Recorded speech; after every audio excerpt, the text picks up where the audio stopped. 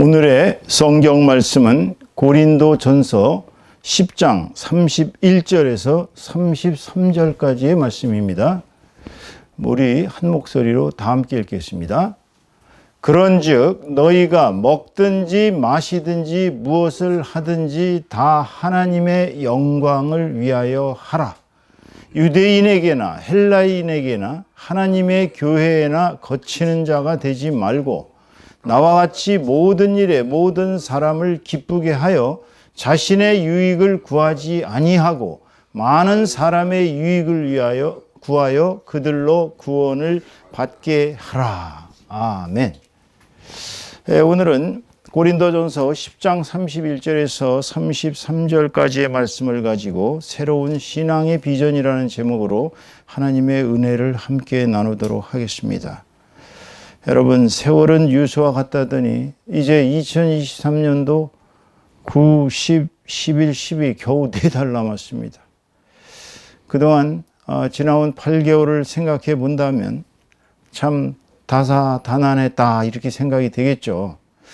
그러나 이제 여름 휴가 분위기에서 우리가 깨어나야 될 때입니다. 그동안 무더위에 시달리고 또 휴가니 뭐니 해서 8월까지 그냥 어영부영 그렇게 시간을 보냈다면 이제 남은 4개월 동안 올해 한 해를 보람차게 마무리하기 위해서 우리가 새로운 계획을 다시 정립할 때인 것입니다. 그동안에 지내왔던 모든 일을 회고해 보면서 이제 남은 4개월 동안 그래도 허리띠를 졸라매고 새롭게 새로운 비전으로 다시 시작해야 될 상황인 것입니다. 어떤 계획이나 활동은 어떤 플랜, 즉 비전이 없이는 이루어지질 않습니다. 우리가 비전을 가져야 새로운 계획이나 새로운 활동이 정상화될 수가 있습니다.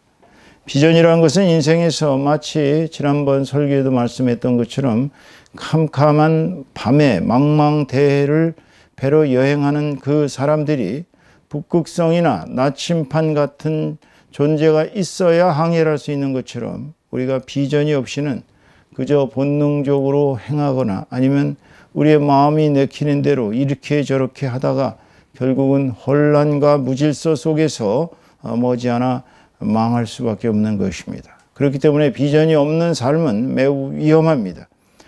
비전은 바로 나의 인생이라는 망망대해에 있어서 나침반을 가진다는 것이고 또한 북극성을 향해 간다는 것을 의미합니다. 여러분의 올해 하반기의 비전은 무엇입니까? 여러분이 지금 비전도 없이 그동안 8개월간 살아왔는데 이제 하반기 남은 4개월도 그저 어영부영 지난다면 우리는 한 해를 마감할 때 특별히 주님을 다시 영접하는 크리스마스 때가 되었을 때 우리는 참 실망할 수밖에 없는 것이죠. 때로는 낙담해서 에고 내가 올해 잘못 살았구나. 주님 내년에는 꼭 열심히 살아서 많은 열매를 주님한테 올려드리겠습니다라고 말을 해놓고 또 한 해가 그럭저럭 지나가면 무가치한 한 해의 생활이 되는 것입니다. 여러분, 인생에서 제일 중요한 것은 신앙이라고 늘상 말씀드렸습니다.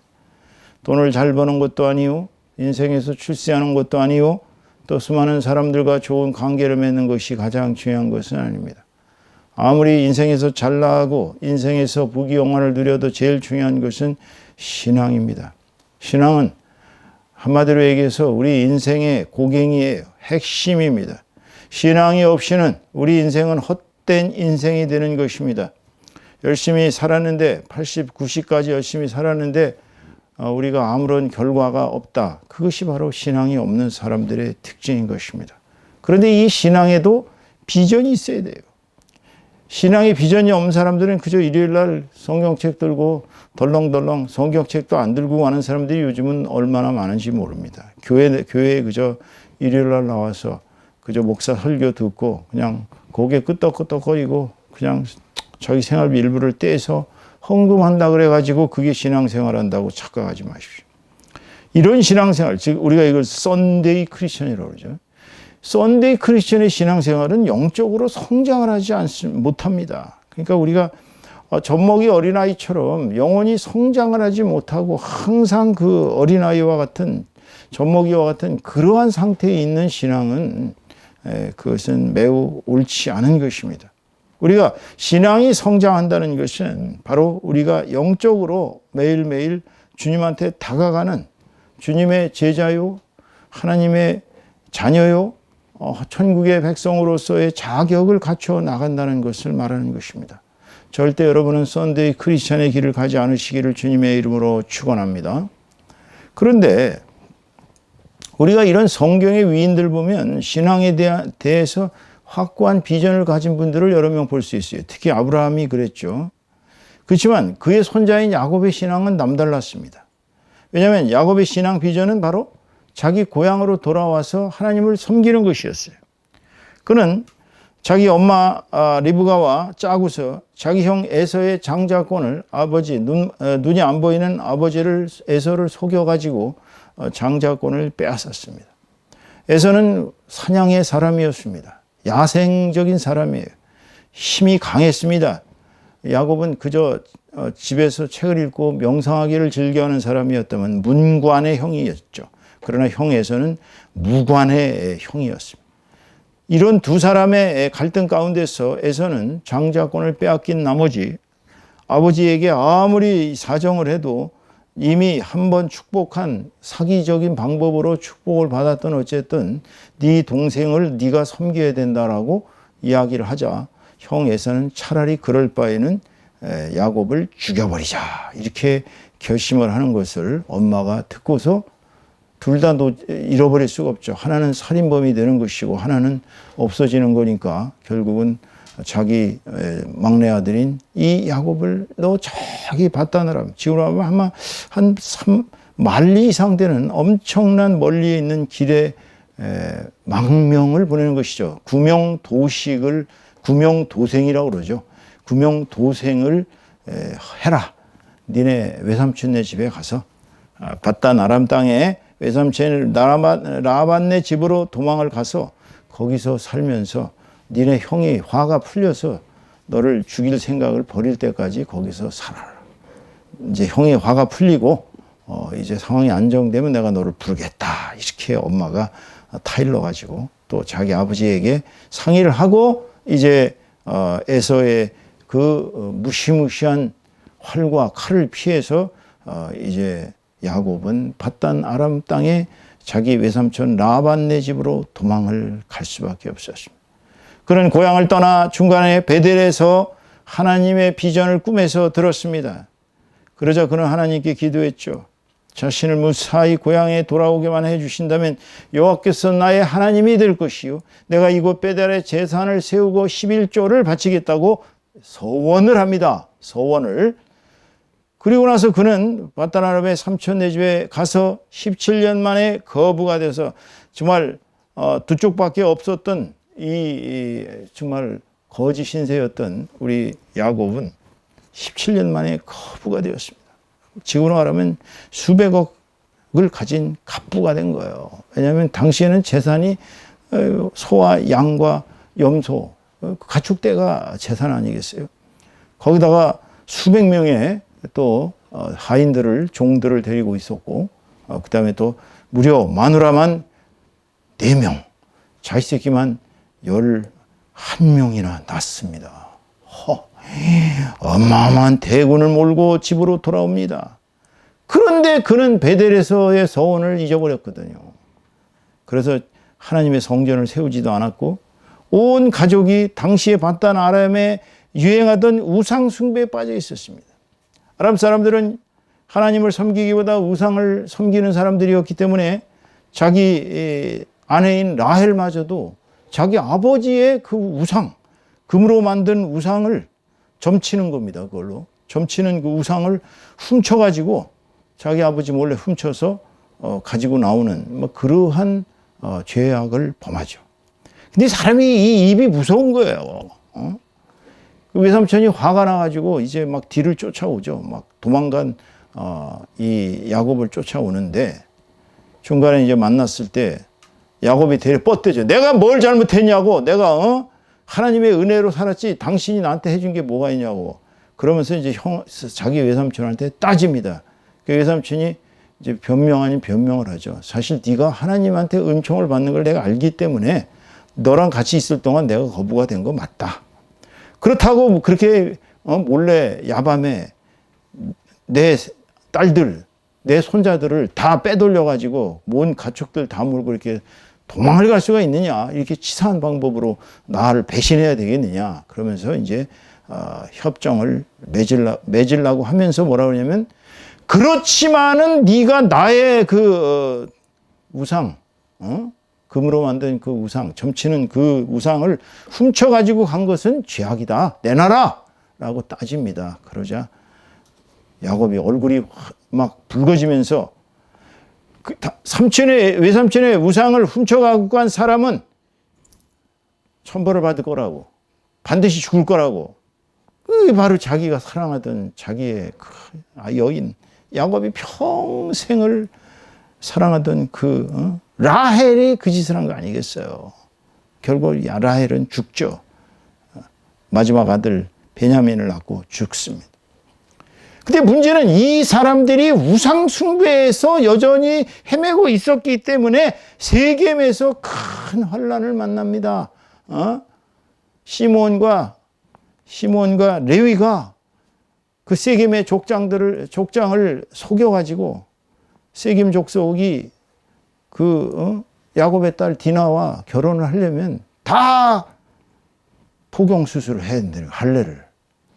그러니까 그 어마어마한 재산을 본 세겜 사람들은 야, 저 사람들이랑 통혼하면 우리도 부자가 되는 거 아니냐.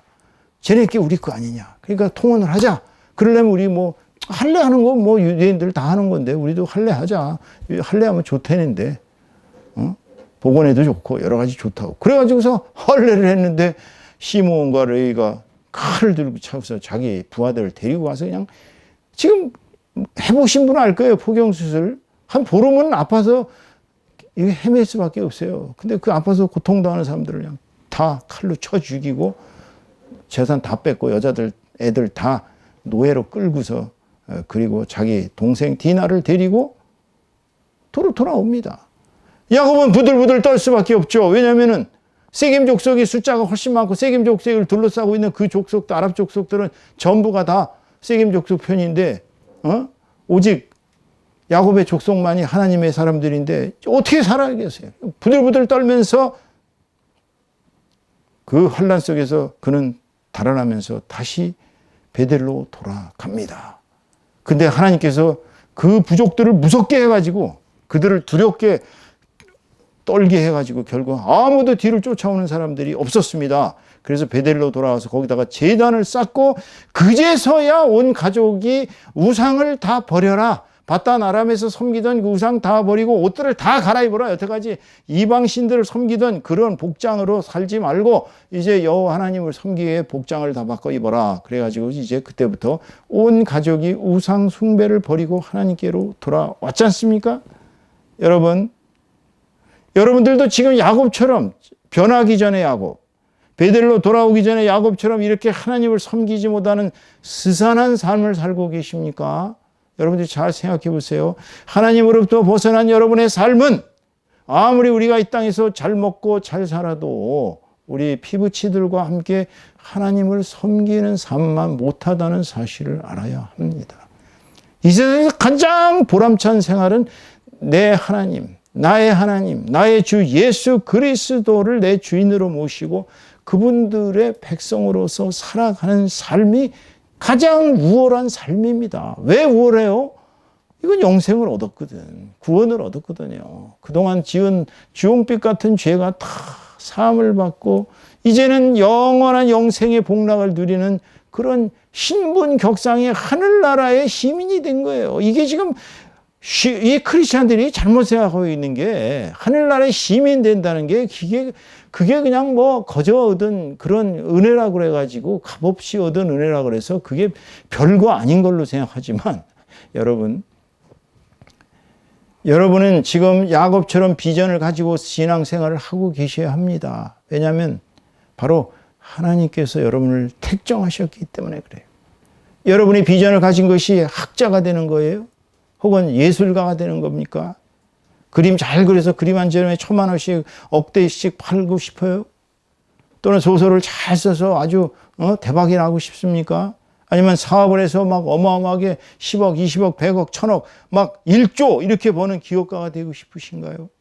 아니면 여러분은 정치가 돼서 권력을 잡아서 이 나라를 쥐고 흔들고 싶으십니까? 어떤 비전을 갖고 계세요? 여러분이 품은 생각이 다양하실 것입니다.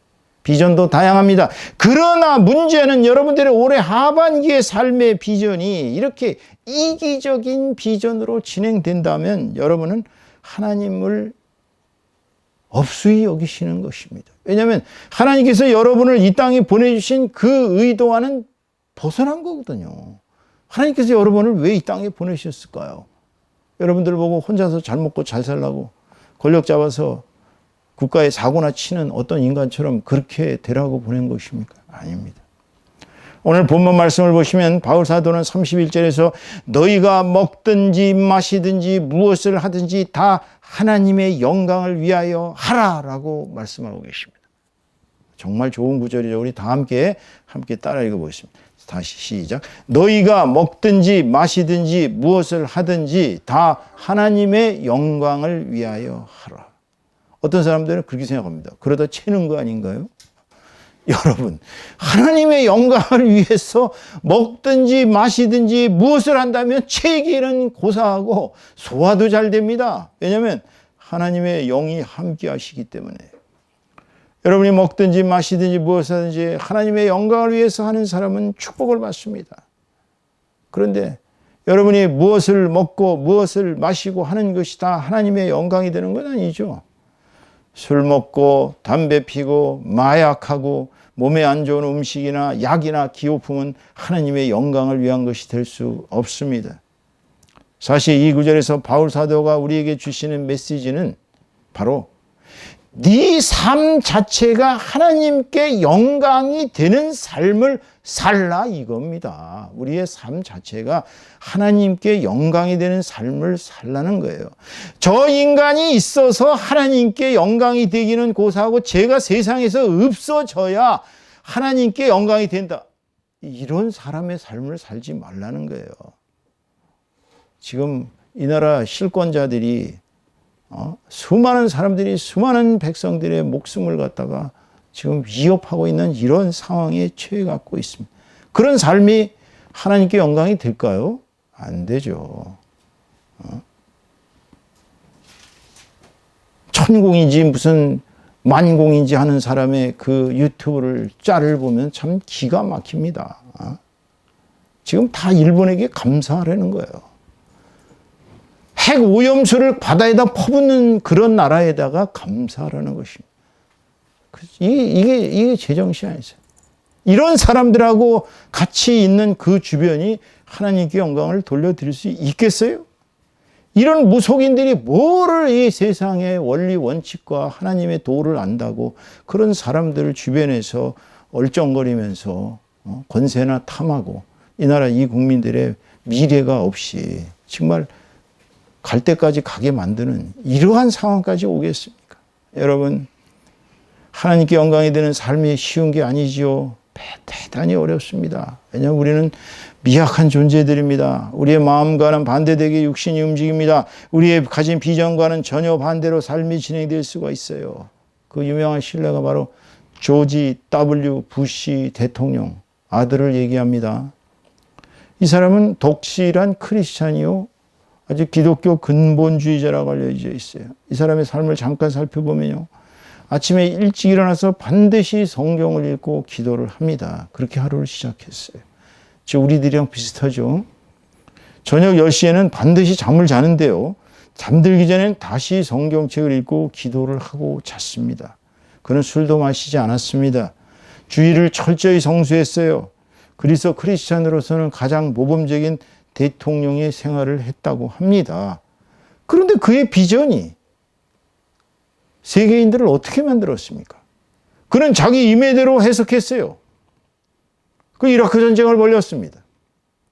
있지도 않은 대량 살상무기 찾아간다고 이라크의 후세인을 죽이고, 저는 후세인 지지자 아닙니다, 여러분. 전체주의를 저는 반대하는 사람이에요. 그런데 그는 전쟁을 벌여가지고 수많은 사람들에게 막대한 피해를 끼쳤습니다. 미국민들은 천문학적인 전쟁 비용 부담으로 빚더미에 올라앉았고요. 세계 사람들은 전쟁과 테러의 위험 속에서 지금도 테러와의 공포 속에서 세계인들은 살고 있습니다. 이런 조지 부시 W, 이 대통령 같은 잘못된 비전이 크리스천이라고 용인되는 게 아니에요. 나의 신앙이 언제나 우리의 주님이신 예수님 안에서 가장 겸손한 비전이 되어야 되는데, 자기가 임의로 해석해서 예를 들어 가지고 이라크의 후세인은 악의 축이니까 죽여야 한다, 이런 식의 잘못된 독단과 신앙의 비전이 굉장히 위험합니다. 이런 사람들이 얼마나 많은지 몰라요. 여러분이 자신을 생각해 보세요. 우리는 구원받을 수 없는 죄인입니다. 우리의 능력으로 구원받을 길은 없어요. 우리가 아무리 회개를 하고, 아무리 기도를 많이 하고, 아무리 우리 몸을 씻고, 아무리 헌금을 많이 하고, 아무리 봉사를 많이 하고, 우리가 아무리 주님한테 충성한다고 맹세를 해도 우리가 무슨 구원받을 자격이 됩니까? 우리는 그냥 죄인이에요, 죄인. 인생은 처음부터 끝까지가 다 죄인입니다. 오직 그리스도의 십자가의 보혈의 능력으로, 그분의 공로로 우리가 구원받은 것입니다. 우리는 한없이 불쌍한 벌레 같은 존재였습니다. 정말 그 찬송가 벌레만 듯한 구원받을 수 있나요? 그 찬송가처럼 우리는 그저 그리스도의 십자가 앞에서 고백하는, 내가 죄인이라고 고백하는 그런 신앙의 비전을 가지셔야 됩니다. 내가 이 세계에 마치 무슨 그리스도의 그런 비전을 달성하는 그런 사명자처럼 착각하지 마세요. 오늘날 전 세계 모든 전쟁의 배후에는요, 이런 잘못된 종교적 비전의 경우가 너무나 많습니다. 미국에서 가장 강경한 공화당원들의 대부분이 독실한 복음주의자들입니다. 오늘날 한국에서 가장 욕을 많이 먹고 있는 정치 집단들, 강남 3구의 부자들이 대부분 크리스찬이라는 사실, 그리고 가장 형편없는 신앙의 실제적 행동 수준을 보여주고 있는 사람들이 기독교인들이라는 이 사실은 그들의 신앙의 비전이 크게 잘못되고 있다는 것을 말해줍니다. 오래 기독교 신앙생활하는 사람들은 자신이 죄인이요, 오직 그리스도의 보혈만이 자신들을 구원해 준다는 사실을 잊어버리고 자기가 하나님의 자리에 올라갑니다. 그리고 자신의 모든 것을 자신의 신앙의 잣대로 재단합니다. 이 세상의 모든 것이 자신의 신앙의 잣대로 재단해요. 그러다 보니까 마음과 영이 화석화됩니다. 점점점 귀족이 됩니다. 신앙적 귀족이 돼요. 그래서 구원받지 못한 사람들을 경멸하기 시작합니다. 그러다 보니까 독선적이 되고 주님께 영광을 바치는 것이 아니라 자신의 영광을 추구하는 신앙으로 변질되고 마는 것입니다. 그러다 보니까 스스로 웬만한 죄는 다 스스로 용서해버립니다. 셀프 사면을 합니다. 웃기는 얘기죠. 셀프 사면. 그래서 결국은 화인 맞은 양심으로 살아가는 것이죠. 사랑하는 성도 여러분, 내 삶이 하나님께 영광이 되는 것은 오직 그리스도와 연합할 때뿐인 것입니다. 내가 중심인 자리에서 그리스도가 중심인 상태로 변화되는 그것이 여러분의 올해 신앙의 비전이 되셔야 합니다. 남은 4개월 동안 여러분이 중심이 아니라 예수 그리스도께서 중심인 신앙의 비전을 가지시기를 주님의 이름으로 축원합니다. 나를 스스로 용서하는 크리스찬이 되지 마십시오. 나 자신의 죄성을 항상 그리스도께서 심판하시는 그 지경에서 나를 혹독하게 바로 잡으셔야 돼요. 왜냐하면 나는 죽는 그날까지 죄성 가운데 있기 때문입니다. 오늘 32절 말씀, 유대인에게나 헬라인에게나 하나님의 교회나 거치는 자가 되지 말고 했습니다. 여기서 말하는 거치는 자라는 것은 방해물, 한마디로 얘기해서 교회에 방해되는 인물 되지 말라는 얘기예요. 교회 욕하지 마세요. 교회가 잘못됐다고, 담임 목사가 잘못됐다고, 중직자가 잘못됐다고, 교회가 잘못됐다고 교회를 해치는 그런 짓을 하지 마세요. 왜냐하면 교회가 손상을 당하거나 깨지거나 망하면 그것은 바로 우리 주님의 몸을 깨고 부수고 짓이기는 결과가 되는 것입니다. 교회는 그야말로 이 땅에 나타난 그리스도의 영광입니다. 즉 하나님의 영광의 상징이 교회예요. 지금 교회의 그 십자가 탑이 밤중에 부자성을 이루고 있는데 왜 이렇게 죄인은 많으냐? 교회가 있으면 있을수록 이 세상은 잘못되는 거 아니냐? 이렇게 생각하시는 분들이 있지만 우리는 그 교회가 예수 그리스도의 지체라는 사실을 잊으시면 안 됩니다. 교회 하나하나는 다 소중합니다. 여기서 말하는 교회는 참된 교회입니다. 이단을 얘기하는 거 아닙니다. 무슨 하나님의 교회라는 둥 무슨 여호와의 증인이라는 데 이상한 교회들 많습니다. 신천지니 뭐니 이런 교회를 말하는 건 아닙니다. 제가 말하는 교회는 예수 그리스도를 주인으로 제대로 섬기는 교회를 말하는 것입니다. 그렇기 때문에 우리가 교회에 해롭거나 교회에 누가 되거나 교회를 잘못되게 하고는 어떤 신앙의 비전도 거부해야 하는 것입니다. 여러분, 신앙의 비전을 올바로 정립하시기 바랍니다. 그렇기 때문에 우리가 가질 올해의 하반기의 신앙의 비전은 바로 교회를 가장 교회되게, 그리고 우리 공동체가 가장 주님의 뜻을 실천하는 그러한 교회가 되도록 하는 것이 되어야 할 것입니다. 교회를 위해서 사십시오. 만일 여러분이 한 사람 한 사람이 진심으로 주님의 영광을 위해 헌신하는 그런 교회의 구성원들이 된다면 교회가 부흥되지 않을 리가 없죠. 사실 두 사람만 모여도요, 엄청난 파워가 생깁니다. 세 사람 모이면요, 진정한 의미의 교회가 될 수 있어요. 30명이 모였는데 교회가 부흥이 안 된다? 말이 안 되는 얘기입니다. 진정한 의미의 신자들이 30명 모이면요, 300명 되는 건 하루아침입니다. 300명에서 3,000명 되는 것 하루아침에. 그런데 문제는 그렇게 숫자가 늘어난다고 교회가 영광이 되는 것이 아니고 예수 그리스도께 영광이 되는 게 아니에요. 사람들이 착각하고 앉아있어요. 3만 명 모이는 교회는 위대하고 30명 모이는 교회는 별거 아니다. 이런 생각을 버리셔야 합니다. 교회는 한 명 한 명의 영혼이 구원되는 곳이에요.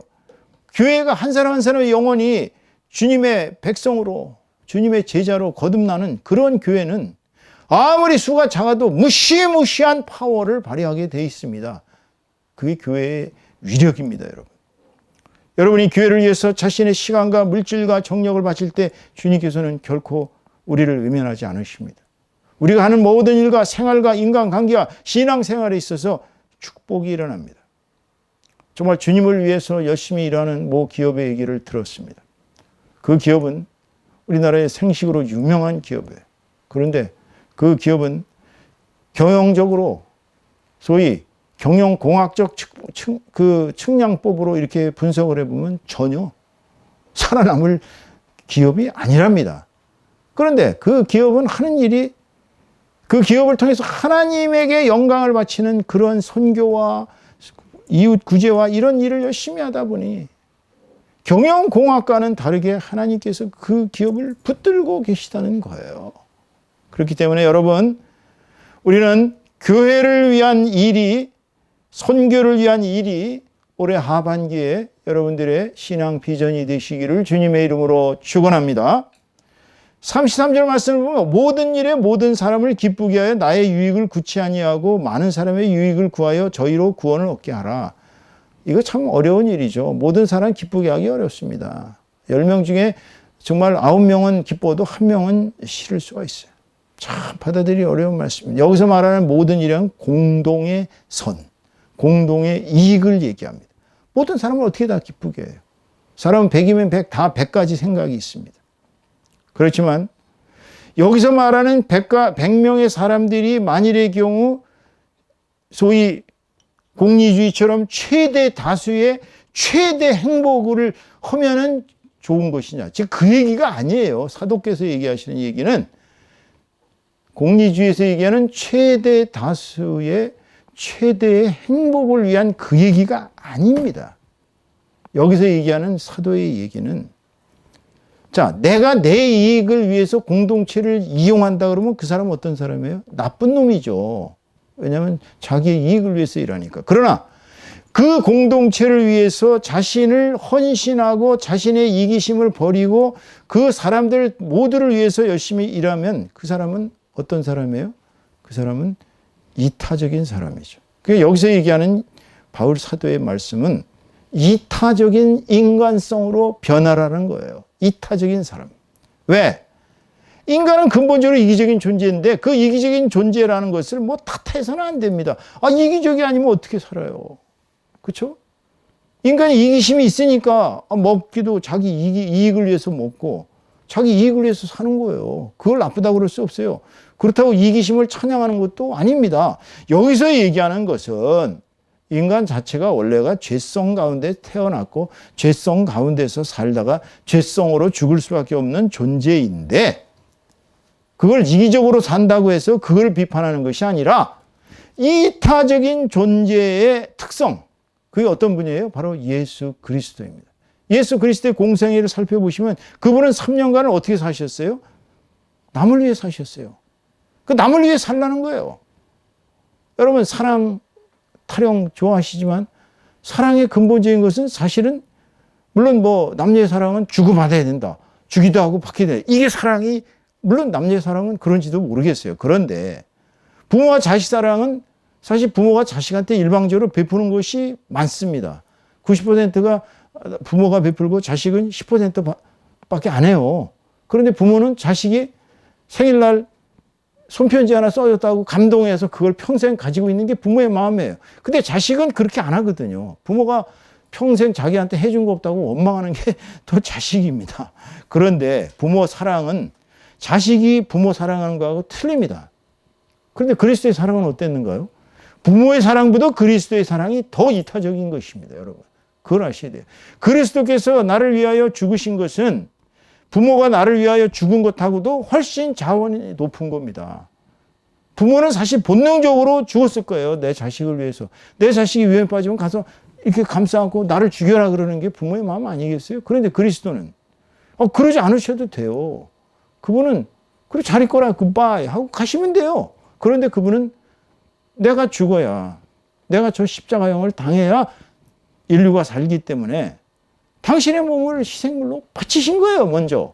그러니까 자기가 희생물이 되겠다라고 여러분들 중에 예를 들어서 자, 나만 죽으면 인류가 구원된다. 그럼 지금 수많은 인류 중에 너만 죽으면 인류가 구원된다 그러면 여러분 가서 알겠습니다. 제가 십자가형을 당하겠습니다. 이런 사람 과연 있을까요? 제가 죽으면 되잖아요 하고 옆 사람을 손가락 질 거예요. 제가 죽으면 되잖아. 왜 내가 죽어? 제가 죽으면 되지. 그게 인간입니다, 여러분. 그런데 우리 그리스도는 여러분 자신을 위해 그 혹독한 십자가의 고난을 받으시면서 우리를 구원하신 거예요. 그러니까 이 세상의 부모 사랑보다 더 귀한 것이 그리스도의 사랑입니다. 왜 우리가 하나님을 먼저 부모보다 사랑해야 되느냐? 우리를 이렇게 피조물로 만드신 하나님의 사랑이 부모님의 사랑보다 더 크지만 그보다 더 큰 것은 그리스도께서 우리를 구원하신 그 사랑이 더 크기 때문에. 그래서 우리는 그리스도가 우리를 구원하신 그 사랑을 옆 사람들을 구원하는 일에 바쳐야 한다는 것입니다. 그것이 바로 영혼 구원의 열정, 즉 전도예요. 그러니까 올해 하반기에는 남은 4개월 동안 여러분의 이익을 위해서 사시는 것보다 남을 위해서 살아가는 삶, 남을 어떻게 구원할 것인가에 대한 모범을 보이는 저와 여러분이 다 되시기를 주님의 이름으로 축원합니다. 여러분, 항상 우리는 그리스도를 닮은 삶을 살 때에, 즉 남의 유익을 살 때, 제가 어느 기업인한테 들은 얘기입니다. 놀라운 것은 우리가 남을 위해서 기업체에서 얻어지는 이익금의 10%를 썼더니 40%, 50%가 더 들어오더라는 거예요. 남을 위해서 1,000만 원 쓰면 우리 생각에는 1,000만 원만 들어와도 손해가 아니다 이렇게 생각하실지 모르지만 1억이 들어옵니다. 남을 위해서 헌신하는 삶을 살수록 그 사람은 유익합니다. 그 사람 후손은 더욱더 잘 됩니다. 그러니까 여러분 신앙의 열매를 맺는 것은 하반기에 바로 남을 위한 삶, 남을 구원하는 삶에 역점을 두시는 저와 여러분 다 되시기를, 그런 신앙의 비전을 가지시기를 주님의 이름으로 축원합니다. 오늘 설교의 말씀을 맺습니다. 우리는 이제 올해 하반기의 계획을 다시 정립해야 될 시점입니다. 이제 우리는 인생에서 가장 중요한 우리 신앙의 비전을 3가지로 다시 정립해야 됩니다. 첫째는 뭐예요? 우리 모든 삶은 하나님의 영광을 위한 삶이 돼야 되겠다. 그러나 하나님의 영광을 위한 삶은 우리가 그리스도와 연합하되 항상 내가 죄인된 의식으로 겸손하게 주님의 십자가 앞에서 자신을 내려놓고 살아야 한다는 것입니다. 조지 W. 부시처럼 그런 황당한 비전을 품지 않으시기를 주님의 이름으로 축원합니다. 둘째는 우리의 삶이 우리 교회나 남의 교회나 주님의 교회에 유익한 것이 되어야 하겠다는 것입니다. 주님의 교회에 유익하지 않은 삶은 주님의 교회를 헐뜯고 주님의 교회를 부수고 주님의 교회를 찍고 주님의 교회를, 제가 얘기하는 건 이단이 아닙니다. 정통파 교회들을 얘기하는 것입니다. 교회를 위해 최선을 다할 때 여러분은 축복을 받으신다는 것입니다. 셋째는 우리의 삶은 그리스도를 본받아 남을 유익하게 하도록 힘쓰고 우리 자신이 주님을 닮은 사랑을 주는 자의 삶을 사시라는 거예요. 구원하는 삶, 남을, 우리 주변 사람들을 구원하는 신앙을 가지게 해야 된다는 것. 이런 세 가지 사항을 다시 한번 우리의 신앙으로 정립하고 이제 남은 4개월 동안 열심히 우리 신앙생활 함으로써 이제 크리스마스 됐을 때 주님, 이런 제가 9월 달에 한상윤 목사한테 들은 이런 신앙의 비전을 가지고 세 가지를 정립해서 열심히 살아서 주님한테 이렇게 열매를 돌려드리니까 주님께서 영광을 받아 주시옵소서라고 크리스마스 때 주님 앞에 기도하는 저와 여러분 다 되시기를 주님의 이름으로 축원합니다. 축원합니다.